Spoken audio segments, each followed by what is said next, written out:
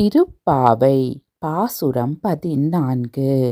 உங்கள் புலக்கடை தோட்டத்து வாவியுள் செங்கழு நீர்வாய் நெகிழ்ந்து ஆம்பல் வாய் கூப்பின காண் செங்கற்பொடி கூரை வெண்பல் தவத்தவர் தங்கள் திரு கோயில் சங்கிடுவான் போதந்தார் எங்களை முன்னம் எழுப்புவான் வாய் பேசும் நங்காய் எழுந்தீராய் நாணாதாய் நாவுடையாய் சங்கோடு சக்கரம் ஏந்தும் தடக்கையன் பங்கைய கண்ணானை பாடிலூரும் பாவாய்.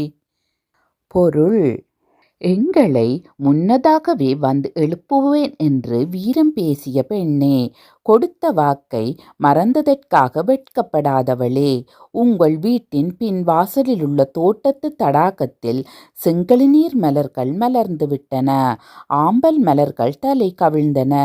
காவி உடையணிந்த துறவிகள் தங்கள் வெண்பற்கள் ஒளி வீச கோயில்களை நோக்கி திருச்சங்கு முழக்கம் செய்வதற்காக சென்று கொண்டிருக்கின்றனர்.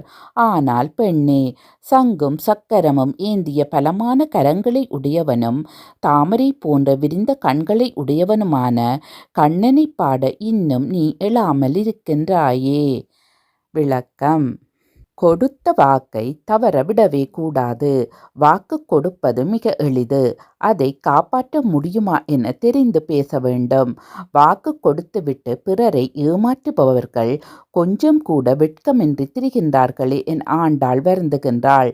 நாக்கு சரியானதை மட்டுமே பேச வேண்டும், சொன்னதை செய்ய வேண்டும் என்பது இப்பாடல் உணர்த்தும் கருத்து.